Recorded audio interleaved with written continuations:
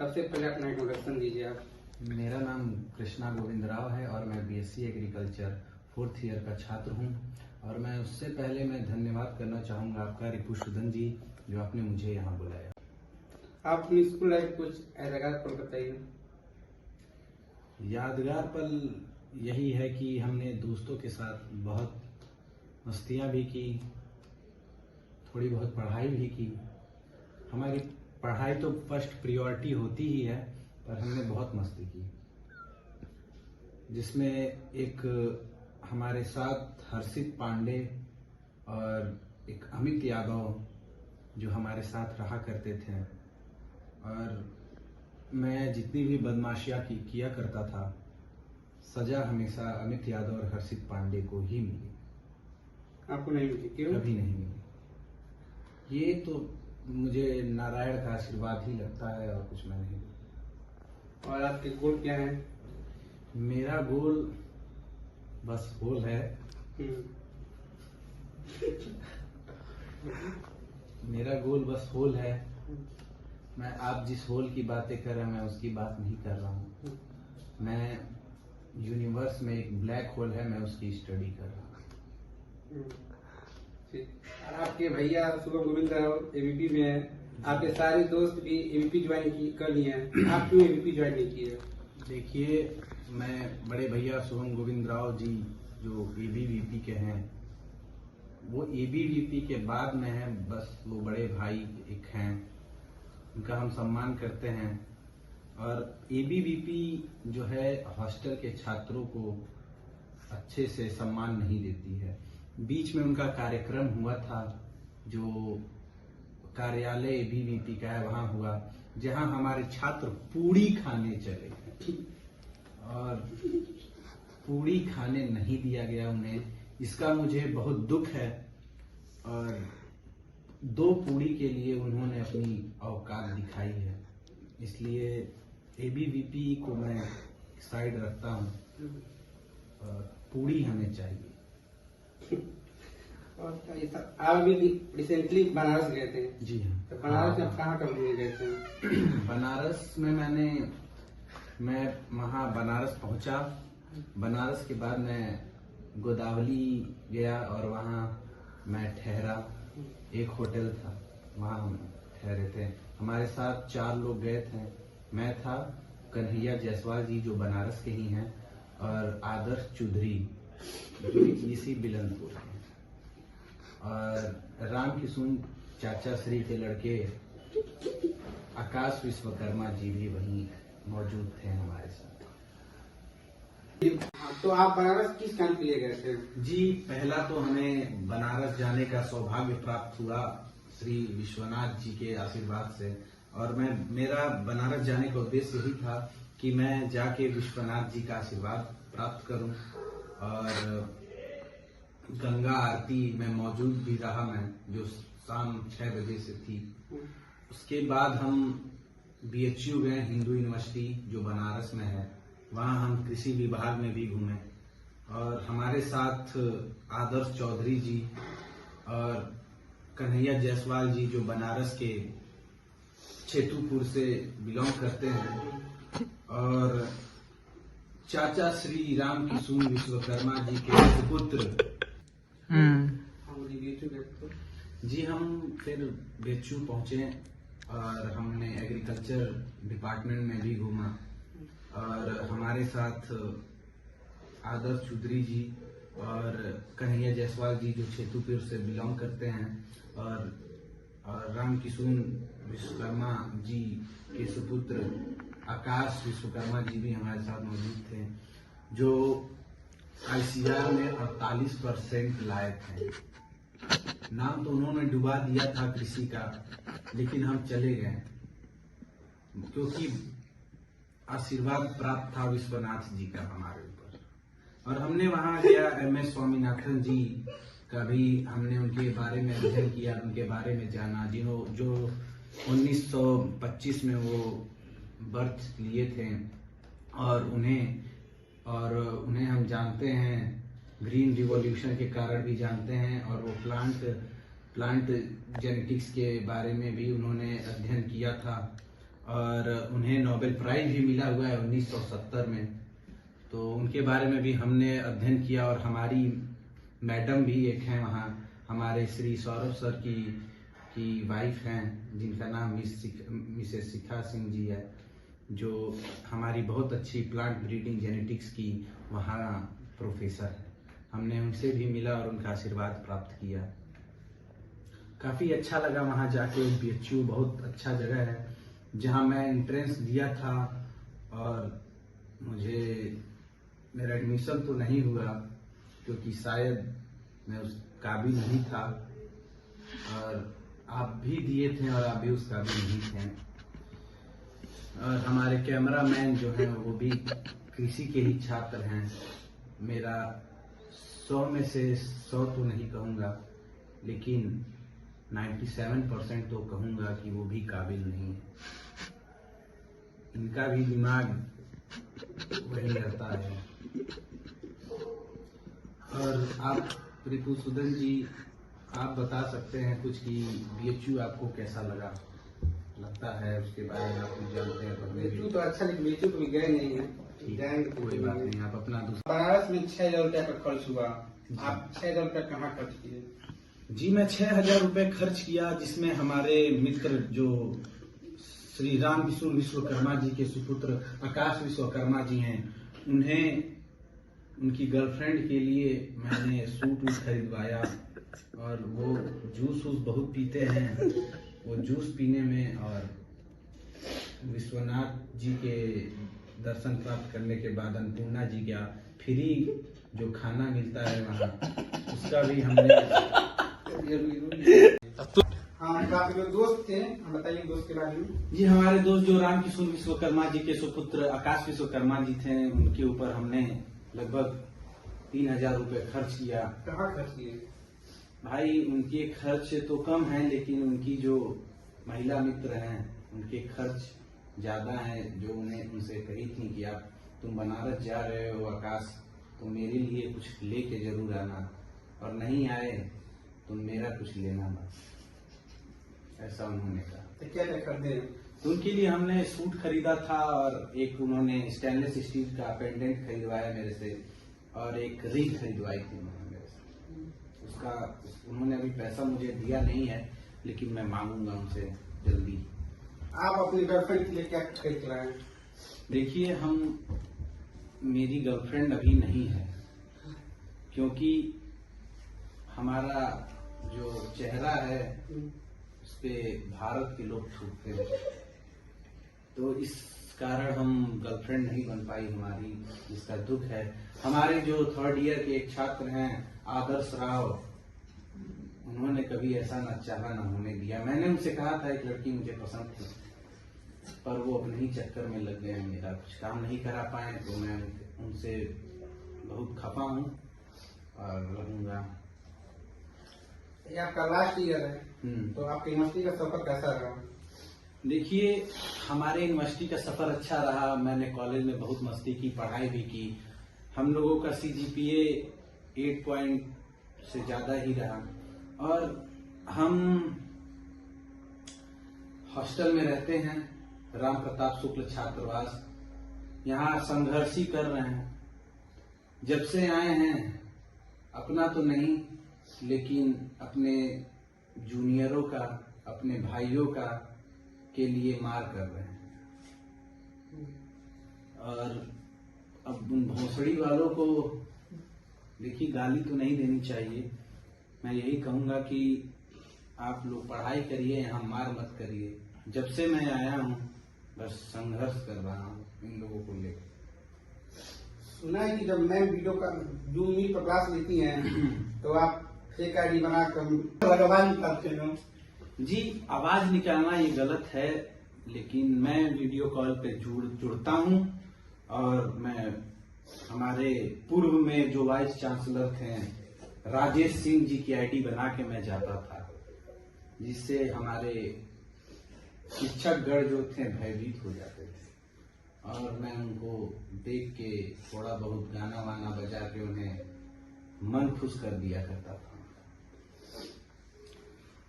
आप जब NC hostel में थे तो भूत का आवाज कौन निकालता था? जी, एनसी हॉस्टल में भूत की आवाज मैं निकालता नहीं था, लोग मुझे कहें, लेकिन मैं निकालता नहीं था क्योंकि वहाँ भूत था। वहाँ एक पीयूष करके कोई छात्र रहता था जो फांसी लगा लिया था, शायद लोग कहते हैं वो था, पर मैं वही है जो लोग मुझे इल्जाम डाल दिए। और मैं गया था बनारस, उनका भी पिंडदान करके आया हूँ, उनकी आत्मा को शांति मिलेगी जल्दी। आप जब एनसी हॉस्टल में थे तो आपके रूम में बगल में भैया रहते थे। जी हाँ। तो आप उनके रूम पे भी जाकर उनके बाद मार कर भागते थे। जी नहीं, ये आप मार के भाग जाने की बात जो कह रहे हैं वो सरासर गलत है। हमारे सीनियर रहा करते थे जिनके दरवाजे पे हम लोग मुंह दिया करते थे, क्योंकि वहाँ बाथरूम नहीं था, इसलिए हमें उनका दरवाजा ही अच्छा लगा जहाँ मुंह दिया करते थे हम लोग।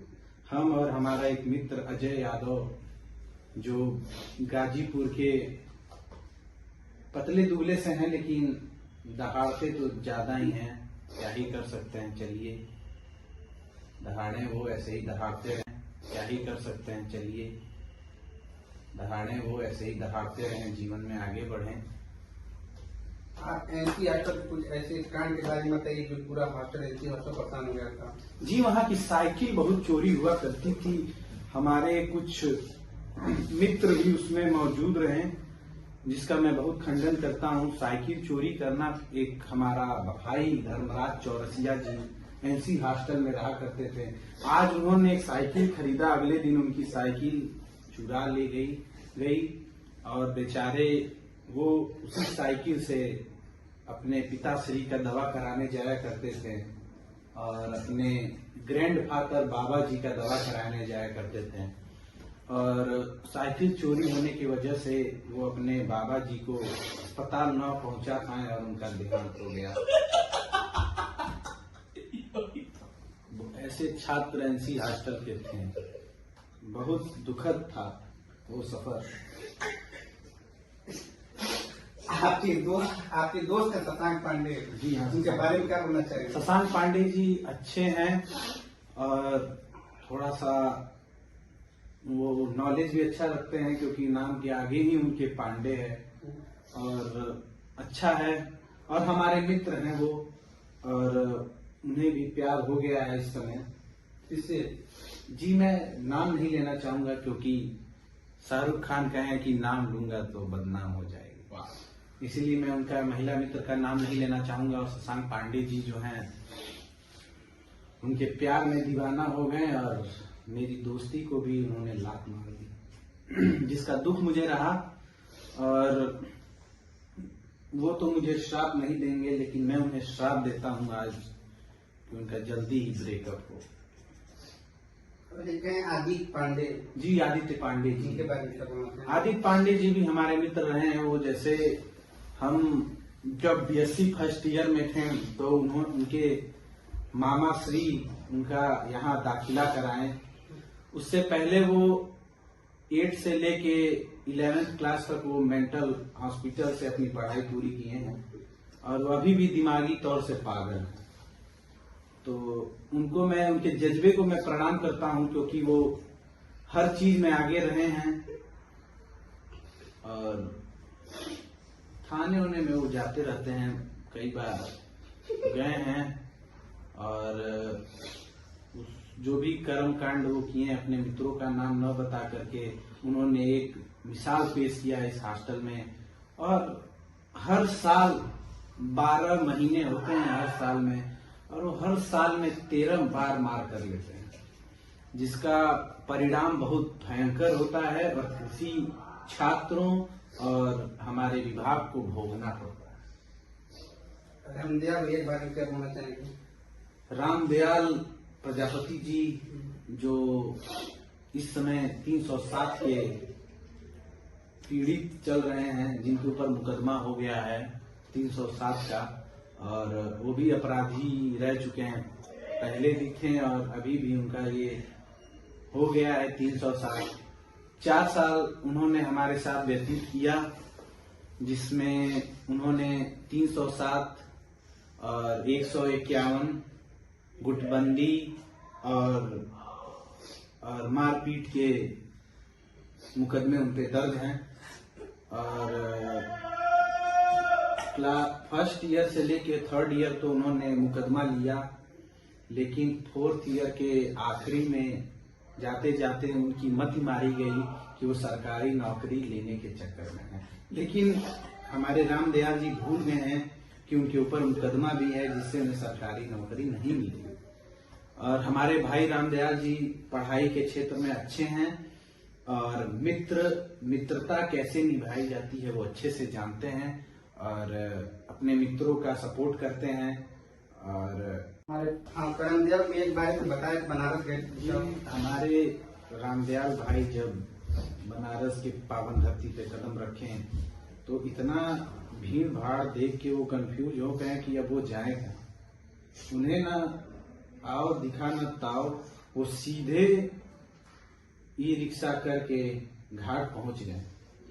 जहां वो मनकर्णिका घाट पहुंच के चिताओं पे बैठने की कोशिश की। जो तब वहां के जो लोग थे वो उन्हें पकड़ के हटाए कि आप कहाँ जा रहे हैं। तो उन्होंने कहा कि मैं सीधा स्वर्ग जाना चाहता हूँ। तो वो कहें कि ऐसा कुछ नहीं होता है, जब तक आपकी मृत्यु नहीं होगी उसके बाद का यहाँ का प्रक्रिया है, जिंदा है ही आप स्वर्ग नहीं जा सकते हैं। तो उन्हें कुछ समझ में आया और वो फिर 80 घाट का नाम आपने सुना होगा, वो 80 घाट नहीं, उसका नाम 80 घाट है जिसे हम 80 घाट कहते हैं। तो फिर वो वहां के साधुओं की बात समझे सुने और 80 घाट को प्रस्थान कर लिए, जहां वो आरती देखें। और आरती देखने के बाद उन्होंने देखा कि वहां दिया बांटा जा रहा है और वो दिया ले जाके गंगा जी में बहा देना। तो उन्हें इतना ध्यान नहीं आया, वो दिया जहां वो बैठे थे वहां जला के खुद ही गंगा नदी में कूद पड़े। फिर उन्हें रेस्क्यू टीम निकाली। जी वो भी एक छात्र ठीक हैं, लेकिन दिमागी तौर से उनका विकास नहीं हो पाया, क्योंकि मोदी जी की सरकार सबका विकास कर रही लेकिन उनका विकास नहीं कर पाई। तो अच्छा है हमारे मित्र रामदयाल जी सब चीज में अच्छे हैं, पढ़ाई में भी अच्छे हैं, मित्रता वो बहुत अच्छी से निभा सकते हैं। सुना है कि जब वो बनारस गए थे तो उनके दोस्तों ने छोड़ दिया था। जी हाँ, उनका दोस्त जो हमारे साथ कन्हैया जायसवाल जो छेतुपुर बनारस से बिलोंग करते हैं, वो थोड़ा उनको वहीं छोड़ के भाग गए क्योंकि उनकी करतूतें ठीक नहीं रही, क्योंकि वो चिताओं पे बैठ गए। गंगा नदी में कूदते हुए देख के वो वहां से भाग खड़े थे। उन्होंने सोचा कि कहीं ये मेरे ऊपर ही मुकदमा दर्ज न करा दे कि मैं ही इसे हत्या कर दिया, इस वजह से वो भाग खड़े हुए हैं। लेकिन उन्हें वहां के साधुओं ने रामदयाल जी को समझाया बुझाया, वो समझे और फिर श्री कन्हैया जायसवाल जी को फोन किया उन्होंने और कहा कि कन्हैया जी आप मुझे कोई रूम दिला दीजिए जहां मैं रुक सकूं। तो कन्हैया जायसवाल जी ने उन्हें बोला कि कैसा रूम, भोसड़ी वाले फोन रखो। तो कन्हैया जायसवाल जी जब ऐसा बोले तो रामदयाल भाई साहब की सुन के उनकी कान तो कान, आंख के साथ एक चीज और फटी की फटी रह गई। तो फिर उन्होंने हमारे मित्र रामकिशोर विश्वकर्मा जी के सुपुत्र आकाश विश्वकर्मा जी को फोन किया कि आप कहाँ ठहर रहे हैं। तो उन्होंने कहा कि मैं ठहर रहा हूं लेकिन तुमको लेके नहीं जा सकता हूं, क्योंकि मैं एक NSUI का मैं बहुत बढ़िया प्रवक्ता, वो अपने आप को मानते हैं पर वो है नहीं। वो समझ जाइए कि एक तरीके से इस समाज को धोखा ही दे रहे हैं। रामकिशोर विश्वकर्मा जी के सुपुत्र आकाश विश्वकर्मा जी जो रामदयाल जी का मदद वहां भी नहीं किए और खुद जाके कहीं बढ़िया होटल में ठहर गए और उन्हें छोड़ दिया वहीं। वो वहां रामदयाल जी 4 दिन तक लवारिसों की तरह घूमते रहे। फिर उनका पता जब पता नहीं चला तो हमारे विश्वविद्यालय दीनदयाल उपाध्याय गोरखपुर विश्वविद्यालय से रेस्क्यू टीम जाके उन्हें मनकर्णिका घाट से उन्हें उठा के ले आई। वो वहाँ लाश जो जला दी जाती है उसमें से वो बाली और नाक में पहनने वाली चीजें खोज रहे। और उन्हें वो तो मिला कुछ, फिर वहां मिला तो उन्हें कुछ दिन के लिए नशा मुक्ति केंद्र में भी रखा गया। उस बाली को बेच कर रूम रेंट किया। नहीं, वो बाली तो जब्त कर ली गई वहां, और उन्हें नशा मुक्ति केंद्र 2 दिन गुजारने पड़े, क्योंकि उन्हें रूम तो नहीं मिला, लेकिन नशा मुक्ति केंद्र में उन्हें भेज दिया गया। और साथ ही नशा मुक्ति केंद्र में हमारे आकाश विश्वकर्मा जी ठहरे हुए थे। दोनों लोग नशा मुक्ति केंद्र में 2-3 दिन रहा। फिर दीनदयाल उपाध्याय गोरखपुर विश्वविद्यालय की रेस्क्यू टीम रामदयाल जी को पकड़ के वापस इस छात्रावास में ले आई जहां हम बैठे हैं। और वो यहाँ इस समय ठीक क्रियाकलाप कर रहे हैं, पढ़ाई लिखाई पे अपना ध्यान दिए हुए हैं। वो आगे बढ़े, यही हम विश्वनाथ जी से दुआएं करेंगे जी, प्रार्थना तो उनसे है। आप जो रूम पार्टनर कन्हैया जायसवाल, इनके बारे में बताना चाहेंगे? जी, कन्हैया जायसवाल जी हम लोग के लिए तो ठीक हैं, अच्छा काम करते हैं। उन्हें कन्हैया कुमार के नाम से भी जाना गया, लेकिन वो कन्हैया कुमार तो मादरचोद हैं। ये कन्हैया कुमार जायसवाल जी थोड़े ठीक हैं और इनका हम सम्मान करते हैं। ये थोड़ा गलत काम कभी कभी कर दिया करते हैं, जिनकी क्षमा युक्त तो नहीं रहती है, लेकिन हम कौन होते हैं किसी को क्षमा करने वाले।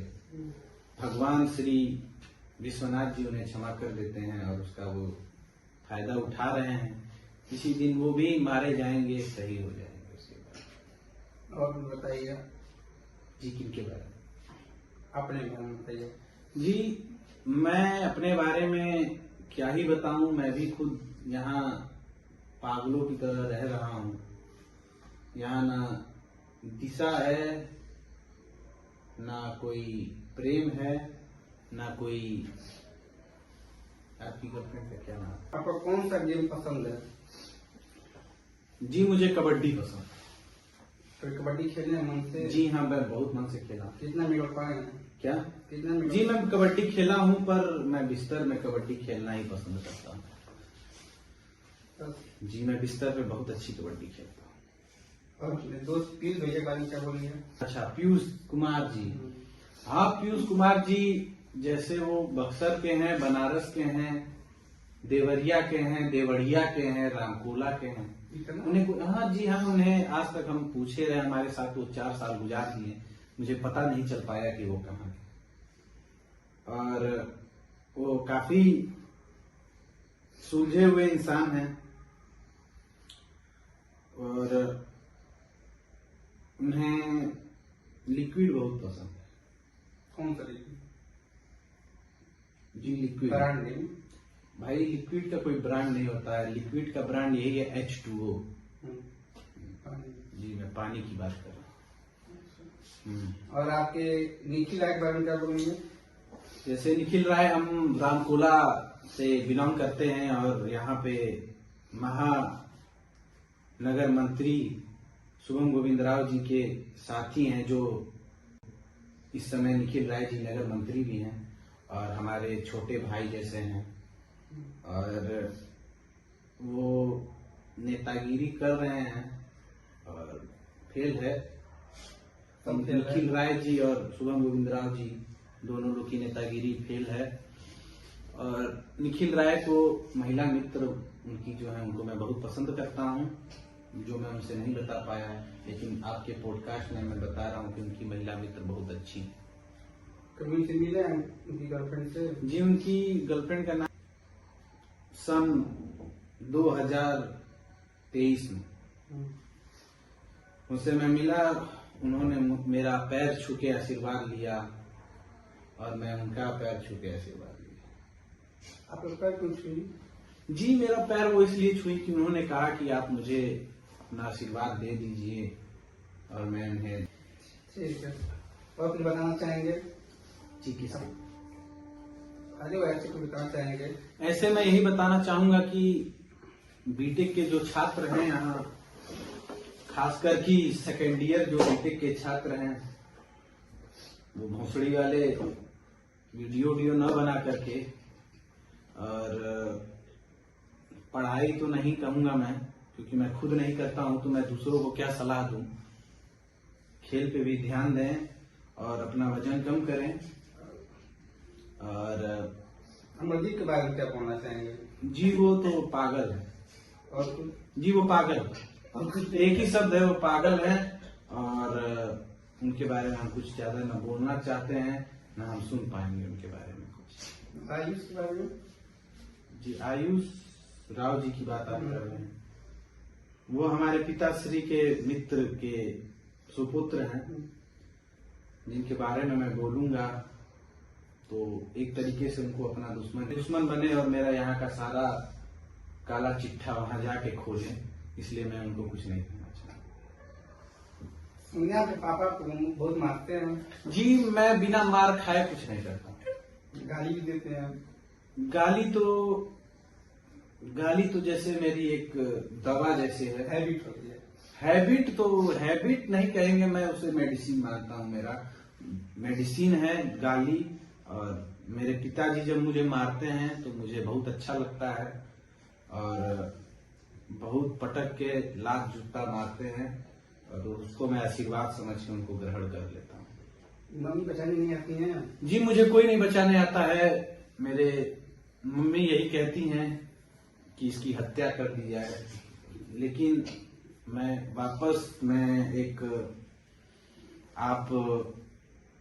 एक नदी के किनारे एक पौधा होता है, उसे क्या कहते हैं, जो बेहाया।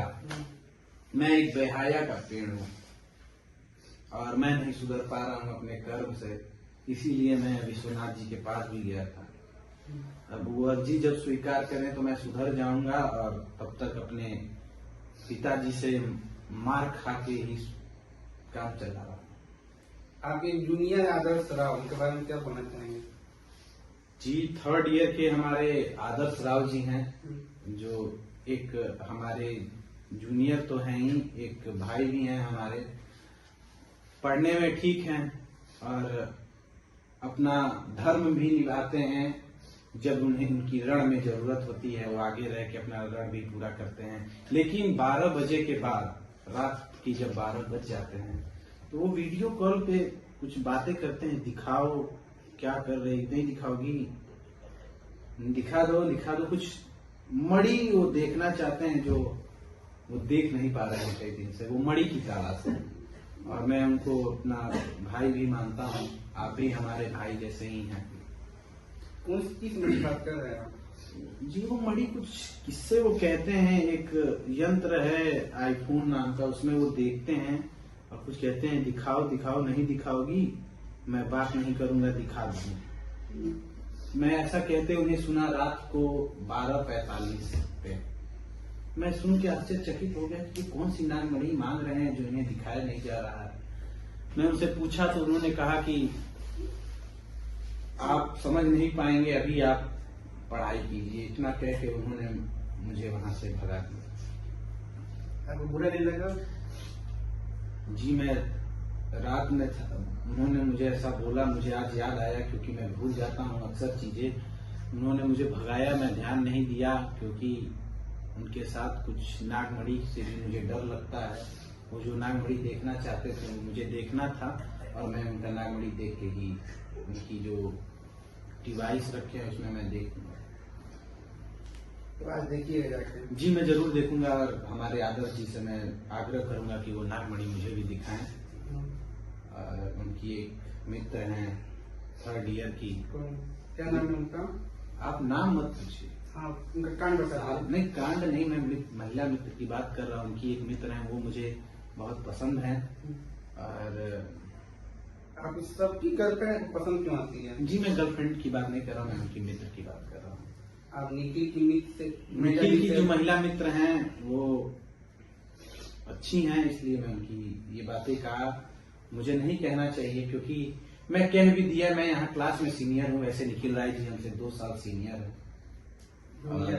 जी नहीं सीनियर, वो एजेड हैं। और किस साल के हैं? जी मैं तो अभी निखिल राय जी 26 साल के हैं और अभी 1st ईयर हूँ। और उन्होंने काफी देश दुनिया की मारे सही समाज की गाली और ताना सह के वो वापस फंस। लास्ट में आप एक दोस्त हैं जो बताए आप आदर्श चौधरी, उनके बारे में क्या कहना जी, चाहेंगे? आदर्श चौधरी जी मुझे यहाँ काउंसलिंग में मिले थे और आदर्श चौधरी जी काफी अच्छे घर से ताल्लुक रखते हैं और वो थोड़े बहुत अपने मित्रता में जो है मिठास लाने के बजाय कभी कभी कड़वाहट भी ले आते हैं और मैं उन्हें समझाता हूं कि आप ऐसा मत करिए। बस यही है कि ये चप्पल उन्होंने मुझे दिया है जिसको हम क्लॉग्स कहते हैं, इस चप्पल से उनका किसी दिन हम दवा करने वाले और अच्छे हैं वो और अच्छा काम कर रहे हैं। बस मैं उनसे इतना ही कहूंगा कि वो सबकी मदद करें, सबकी रिस्पेक्ट करें, अपने छोटों बड़ों सबका सम्मान करें और बाकी वो ठीक कर रहे हैं।